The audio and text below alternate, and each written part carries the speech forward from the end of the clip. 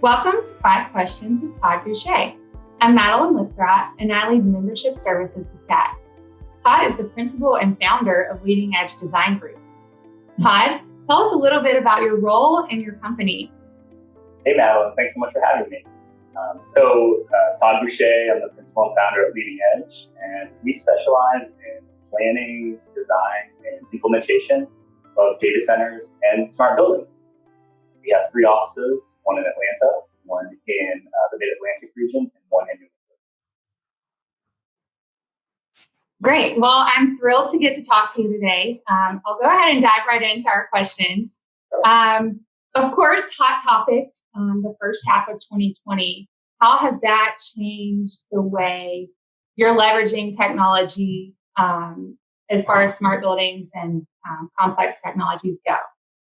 Sure. Yeah, obviously the pandemic has had a big impact on how people think about their facilities or what we call the built environment. I think there are a lot of impacts that has had.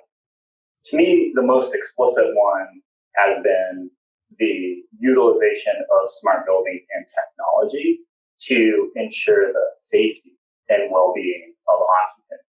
Where safety and security was always an important design criteria, but the way that has been reframed as part of the pandemic has changed people's perspective on how they can use technology to do that. So I think today we think about the need and see clients having the need to implement technologies to help ensure safety in our pandemic and then post-pandemic world. Examples of that could be indoor air quality sensors, touchless access or audiovisual controls, could be occupant density tracking. So I think you can use technology in a practical way to help ensure safety. And the increased utilization of technology also, I think, drives the need for owners to determine how do they take data out of those technologies and use it in a meaningful way. So I think those are 2 big impacts that the events of the past few months have had on how we see clients and are helping clients think about technology initiatives. And in the data center industry, we hear a lot about this move to cloud computing. So how has that impacted your customers? Yeah, cloud is obviously a transformative technology, transformative resource that helped IT organizations change the way they deliver services, and in that way, it's been a really, really exciting technology. What we talk with clients the most about is balance, and that for any IT organization, there is a balance in your service delivery model between cloud and on-premise and at edge. And that balance should be individualized. There really isn't a best practice for how to do that, because it should be based on your users, the way you need to deliver services, and then what combination of technologies or sort of resources helps you do that. For many years, I think the data center got a little bit of a bad reputation, and there was this real rush to cloud.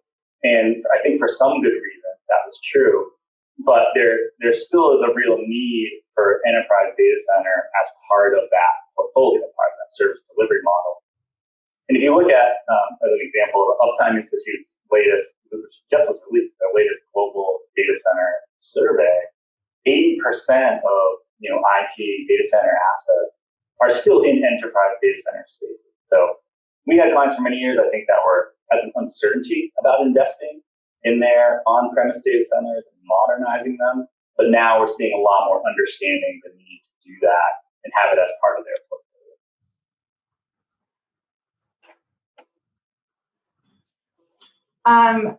Again, since the pandemic, we've seen a lot of budget constraints. So how can people make improvement with those current constraints in place? Yeah, good question, Madeline. And challenging, for any customer today, given what happened with the pandemic. I think when we talk about the data center space, probably the most impactful change that we see being made is in modernization. which I mentioned just a minute ago.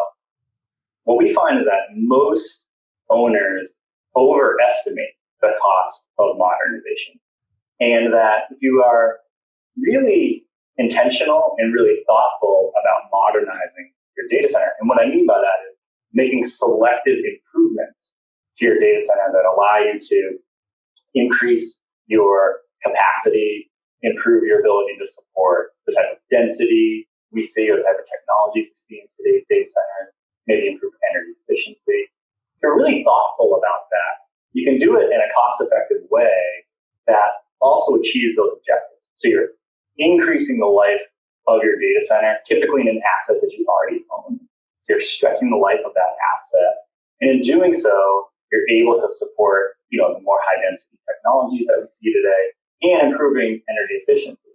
So for many data centers that were built, say, 10 years ago or even 5 years ago that are over-provisioned, so maybe some to do with the move to cloud, the ability to modernize helps really right-size that infrastructure and right-size, investment and spending. So I think in the data center space, that's probably one impactful way that we see organizations making thoughtful choices about budget utilization. Great, that makes sense. And so in business, we keep hearing all of this buzz around digital transformation, and you continue to say modernizing. Is that something that you're seeing in the smart building space, digital transformation?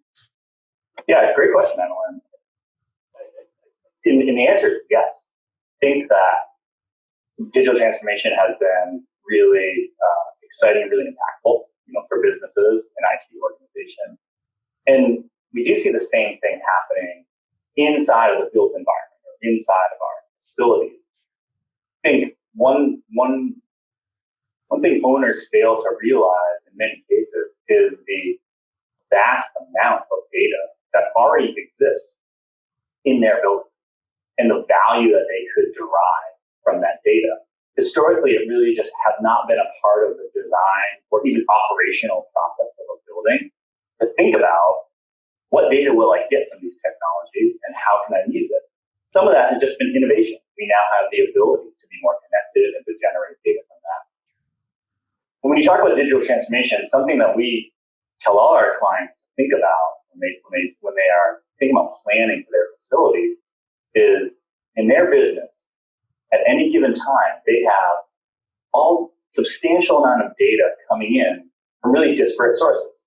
So you could have market data, customer and sales data, supply chain data, geopolitical data. All these factors are impacting and informing their most critical decisions.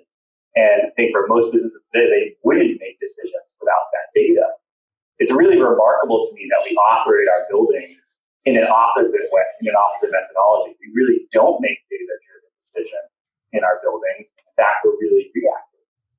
So I think what's exciting about that opportunity, and what we talk to clients a lot about, is to think about how tools like data analytics and machine learning can help really unlock more value in buildings. And I think that can be done through operational savings or energy efficiency.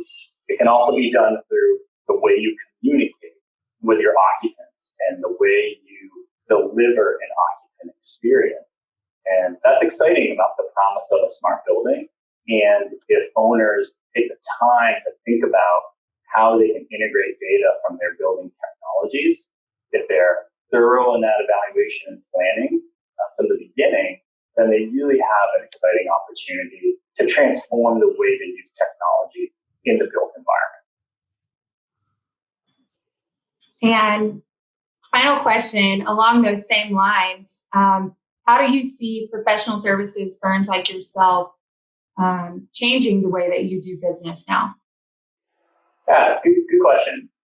I think that's probably a two-part answer. As far as how we engage with clients in a more virtual world, I think that across industries, even professional services and elsewhere, there is a need to engage more meaningfully in a virtual setting and have a willingness to understand how we can undertake a design and planning process when we're not sitting across the table from one another.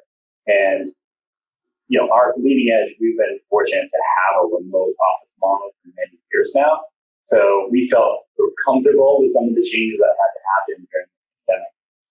But as far as the delivery of services, especially in building, I think what's important is that the technology that we can leverage is changing so rapidly. Owner requirements are changing rapidly, even pre-pandemic. It's really difficult for one firm to do everything. And our approach, I think what's important for owners is that you really have to collaborate.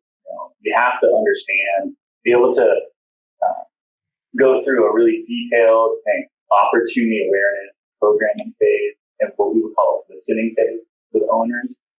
And then based on those requirements, you have to be willing to build a team or have partnerships with subject matter experts in what can be really niche areas of expertise, even just inside of building technology. So we are really strong advocates for that type of collaboration and partnership because we think it enables the best outcomes for owners. So I think a virtual setting helps enable that in many ways and helps facilitate that collaboration. And so hopefully that's one positive thing that comes out of the changes that we've seen that type of pandemic. Well, I can tell based on your portfolio of who you've worked with, you're very good at the partnership collaboration piece. So we look forward to continuing to see that grow. We're so excited for your presence here in Atlanta and the way that you're using complex technologies to solve smart buildings and continue to bring us more efficient spaces. So thank you so much for joining me today. And I look forward to speaking with you again soon. Thank you so much, Madeline. Appreciate all the support of TAG and the really warm response we've had since starting in Atlanta and the Southeast region. We're really excited to continue to grow our business there and look forward to speaking with you again. Thanks so much.